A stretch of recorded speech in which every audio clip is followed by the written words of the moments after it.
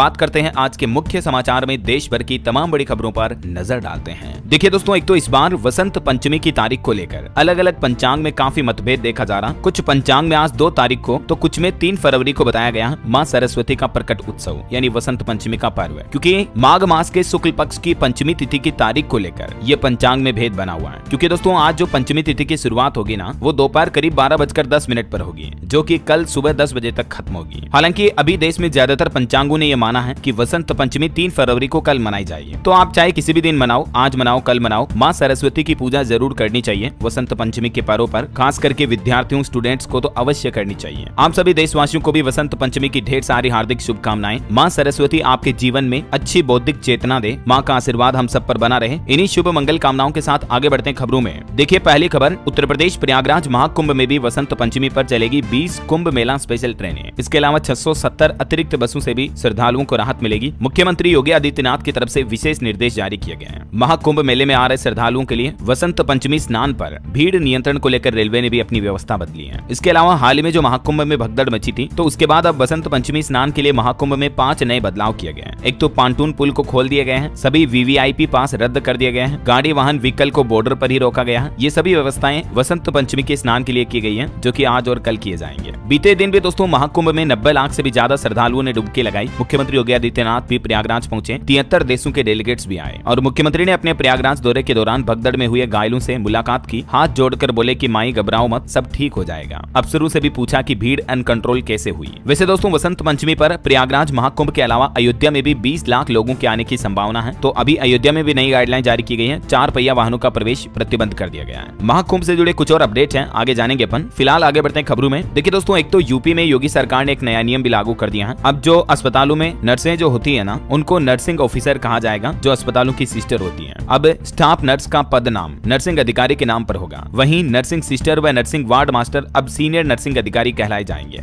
ये मतलब उत्तर प्रदेश के अस्पतालों में नई गाइडलाइन जारी की गई है। चलिए बड़ी खबर आ रही, कोरोना की तरह खतरनाक होता जा रहा जीबीएस सिंड्रोम भी। महाराष्ट्र में 2 और मरीजों की मौत हो गई। इससे तेलंगाना में भी पहला जीबीएस का मरीज मिला। गुलियन बेरी सिंड्रोम जो आजकल काफी ज्यादा फैल रहा है, आपको पता होगा महाराष्ट्र, पुणे वगैरह में। तो चिंता की बात यह है अभी इससे 2 और लोगों की जान जा चुकी है। चलिए अगली खबर देखिए, भाजपा में शामिल हुए आम आदमी पार्टी छोड़ने वाले 8 विधायक। अभी एक दिन पहले आपको पता होगा 8 विधायकों ने आम आदमी पार्टी छोड़ दी थी। उनका कहना है कि चुनाव में उनको टिकट नहीं मिला और आम आदमी पार्टी पर उन्होंने भ्रष्टाचार का आरोप भी लगाया। ये कहकर इस्तीफा दे दिया था। तो ये सभी के सभी 8 विधायक अब बीजेपी में शामिल हो चुके हैं। इनके नाम भी आप देख सकते हैं। चलिए अगला अपडेट देखिए, बीसीसीआई ने सचिन तेंदुलकर को लाइफ टाइम अचीवमेंट अवार्ड से सम्मानित किया। बुमराह और मंदाना बेस्ट क्रिकेटर से सम्मानित किए गए। सरफराज को बेस्ट डेब्यू और अश्विन को भी स्पेशल अवार्ड मिला। वहीं स्टूडेंट छात्र छात्राओं के लिए खबर आ रही है, नीट स्टूडेंट्स के लिए 10,000 सीटें बढ़ाई जाएगी। आईआईटी और आईआईएससी में 10,000 फेलोशिप भी मिलेगी। सरकारी स्कूलों में इंटरनेट के लिए भारत नेट प्रोजेक्ट भी शुरू किया जाएगा। कल ही आपको पता होगा हमारे देश का जो बजट जारी हुआ, उसमें वित्त मंत्री निर्मला सीतारमण ने एजुकेशन के लिए भी 10 बड़ी घोषणाएं की, जो कि सभी स्टूडेंट छात्र छात्राओं के लिए बड़ी अच्छी बात है। हायर एजुकेशन के लिए भी स्टूडेंट को 10 लाख रुपए तक का लोन मिल पाएगा। और भी दोस्तों स्टूडेंट्स के लिए क्या क्या 10 बड़े ऐलान किए गए, ये पूरी लिस्ट आप देख सकते हैं। थोड़ा सा वीडियो को पॉज करके देख लीजिएगा, क्योंकि अभी एक एक पॉइंट बोलूंगा, काफी ज्यादा लंबा हो जाएगा ना। वैसे बजट के कुछ और हाईलाइट्स हैं, मैं आपको आगे बताता हूँ। फिलहाल देखिए आप किसान आंदोलन पर भी खबर आ रही। पंजाब में आंदोलन पर बैठे किसान अब बजट से भी खफा हुए हैं। वो बोले कि बजट में एमएसपी गारंटी कानून सरकार ने नहीं लागू किया। वैसे इसी महीने 14 फरवरी को केंद्र सरकार किसानों के साथ वार्तालाप करने वाली है, मतलब किसानों और सरकार के बीच बातचीत होगी। लेकिन क्योंकि सरकार ने बजट में किसानों की एमएसपी को लेकर कोई बड़ा ऐलान नहीं किया है, तो इस वजह से किसान भाई लोग नाराज नजर आए। और जो किसान नेता जगजीत सिंह डल्लेवाल अनशन पर हैं, उनको भी 67 दिन हो चुके हैं। चलिए ऑटो इंडस्ट्री से खबर देखिए, किया सिरोस प्रीमियम एसयूवी लॉन्च हुई। शुरुआती कीमत इसकी 9 लाख से शुरू है। पेट्रोल में 18.20 का और डीजल में 20.75 किलोमीटर प्रति लीटर का माइलेज देगी।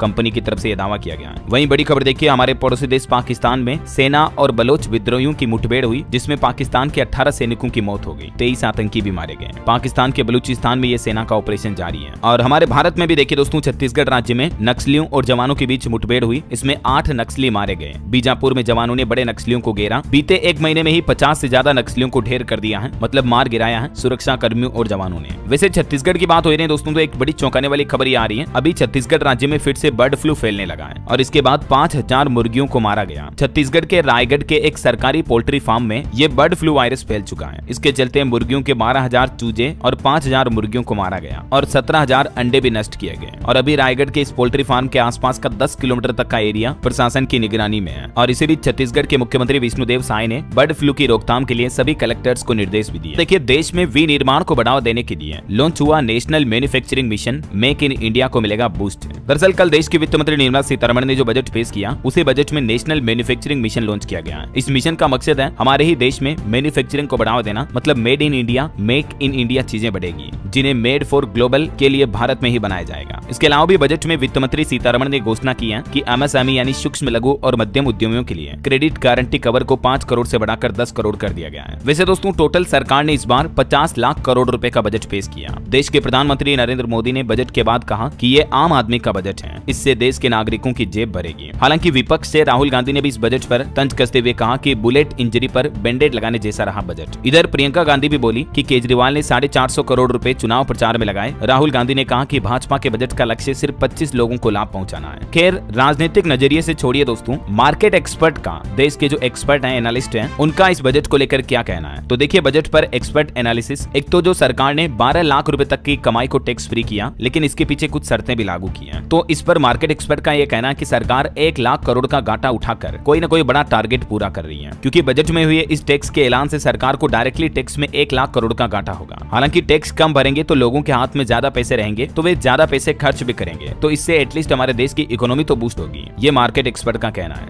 दोस्तों, देश का बजट आ चुका है और हर कोई इस पर चर्चा कर रहा है, लेकिन इससे हमें एक अहम सीख लेनी चाहिए। Emergency fund. सरकार हर साल आपातकालीन परिस्थितियों के लिए फंड रिजर्व रखती है, लेकिन आम आदमी अपने बजट में इसे नजरअंदाज कर देता है। लोग निवेश और कमाई पर फोकस करते हैं, लेकिन अचानक आने वाली मुश्किलों के लिए तैयार नहीं रहते। आम आदमी को यह समझना होगा कि अगर किसी अनहोनी या आपातकालीन स्थिति का सामना करना पड़े तो क्या होगा। क्या आपके पास अस्पताल के लाखों रुपए के बिल चुकाने के लिए पैसे हैं? और अगर आपको कुछ हो जाए तो क्या आपके परिवार के पास घर के खर्च और बच्चों की पढ़ाई के लिए पैसे होंगे? अगर नहीं, तो आपको 2 जरूरी इंश्योरेंस प्लान्स आज ही लेने चाहिए। पहला है टर्म इंश्योरेंस और दूसरा है हेल्थ इंश्योरेंस। टर्म इंश्योरेंस यह लाइफ इंश्योरेंस का सबसे शुद्ध रूप है। इसका प्रीमियम बहुत कम और कवरेज करोड़ों का होता है। सिर्फ 600 से 700 रुपए में आप अपनी फैमिली के लिए 2 से 20 करोड़ तक का कवरेज ले सकते हैं। टर्म इंश्योरेंस से आपको यह गारंटी मिलती है कि अगर आप ना रहें तो आपके परिवार को पैसों के लिए किसी के भरोसे नहीं रहना पड़ेगा। इससे आपको मन की शांति भी मिलती है कि अगर आप नहीं रहे तो भी आपके परिवार का भविष्य सुरक्षित रहेगा। इसके साथ ही जिम्मेदार लोग जो हैं उन्हें हेल्थ इंश्योरेंस भी जरूर लेना चाहिए, क्योंकि हमें नहीं पता कि हमें या हमारे परिवार को कब हॉस्पिटल जाने की जरूरत पड़े। और जब हम हॉस्पिटल जाते हैं तो क्या होता है, हम और आप बहुत अच्छे से जानते हैं। कुछ ही मिनटों में लाखों का बिल बन जाता है।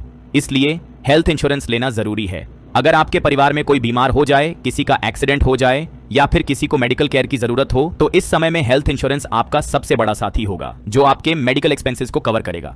सिर्फ 400 से 500 रुपए प्रति महीने खर्च करने से आपको 1 करोड़ तक का कवरेज मिल सकता है। साथ ही यह आपको कई क्रिटिकल इलनेसेस से भी कवर करेगा और आपकी सेविंग्स भी बची रहेगी।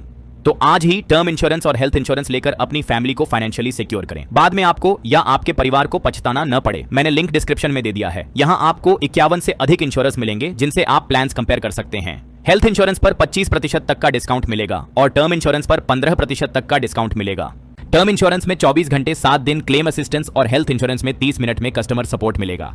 तो अपनी फैमिली को सिक्योर करने का फैसला अभी लें, लिंक डिस्क्रिप्शन में है। क्योंकि कल सरकार की घोषणा के मुताबिक 12 लाख रुपए तक की इनकम पर जो अब कोई टैक्स नहीं देना पड़ेगा आम आदमी को, तो कहीं न कहीं इसे दिल्ली चुनाव से पहले केंद्र सरकार का मास्टर स्ट्रोक भी बताया जा रहा है। क्योंकि अभी 3 दिन बाद दिल्ली में विधानसभा चुनाव होने वाले हैं। इसी बीच मोदी सरकार ने चुनाव से पहले बजट में ये मिडिल क्लास को बड़ा तोहफा दिया है। अभी दोस्तों, नए टैक्स रिजीम के मुताबिक 12 लाख तक की इनकम पर आपको सीधा 60,000 रुपए तक का टैक्स का फायदा मिलेगा। समझ रहे हो? वैसे जो न्यू इनकम टैक्स रिजीम सरकार ने बनाई है, इसमें मूल रूप से तो 4 लाख रुपए तक का ही टैक्स फ्री है। 4 लाख रुपए तक 0% टैक्स है। टोटल इसमें 7 टैक्स स्लैब है। फिर अलग अलग जैसे जैसे आपकी इनकम बढ़ती जाएगी उस अकॉर्डिंग आपको टैक्स प्रतिशत ज्यादा चुकाना पड़ेगा। 24 लाख से ज्यादा की अगर आपकी इनकम है तो 30% टैक्स देना पड़ेगा, है ना। लेकिन फिर 12 लाख रुपए तक टैक्स फ्री कैसे होगा? तो इसका गणित यूं समझिए आप, पहले 12 लाख रुपए तक की इनकम पर 71,500 रुपए टैक्स देना होता था, लेकिन अब 0 रुपए टैक्स देना पड़ेगा। वो कैसे? तो वो फायदा मिलेगा दोस्तों इनकम टैक्स में मिलने वाली सरकार की रिबेट के जरिए। क्योंकि इनकम टैक्स के सेक्शन 87A के तहत करदाताओं को सरकार टैक्स में रिबेट देती है। मतलब अगर आपका 60,000 रुपए तक का टैक्स बन रहा है या इससे कम टैक्स बन रहा है तो आपको 1 रुपया भी टैक्स देने की जरूरत नहीं है। हालांकि 60 से जैसे ही 70,000 रुपए तक का टैक्स बनता है तो उसके बाद आपको वापस पूरा टैक्स देना पड़ेगा, जितनी आपकी इनकम पर टैक्स कैलकुलेशन बनेगा उसके अकॉर्डिंग। लेकिन 60,000 रुपए तक का टैक्स बनता तो आपको 1 रुपया भी देने की जरूरत नहीं है। समझ रहे हो? तो इस तरह से आपकी 12 लाख रुपए तक की सालाना की जो कमाई है वो बिल्कुल टैक्स फ्री हो जाएगी। तो दोस्तों, इस हिसाब से अगर देखा जाए तो जिन लोगों की महीने की तनख्वाह 1 लाख रुपए है या 1 लाख से थोड़ी बहुत ऊपर भी है तो भी उनको सालाना कोई टैक्स नहीं देना पड़ेगा। समझ रहे हो? तो ये मिडिल क्लास को सरकार ने बजट में इनकम टैक्स पर बड़ा तोहफा दिया है। इसके अलावा कुछ मार्केट एक्सपर्ट की राय देखिए बजट को लेकर। प्रोफेसर डॉक्टर सूर्यभूषण का कहना कि मोदी 3.0 का यह पहला बजट पूरे भारत की अर्थव्यवस्था के लिए बूस्टर साबित होगा। ये किसी सिलेक्टिव ऑडियंस के लिए नहीं है। इस उभरते मध्यम वर्ग को बड़ी राहत दी है सरकार ने। इससे जीडीपी पर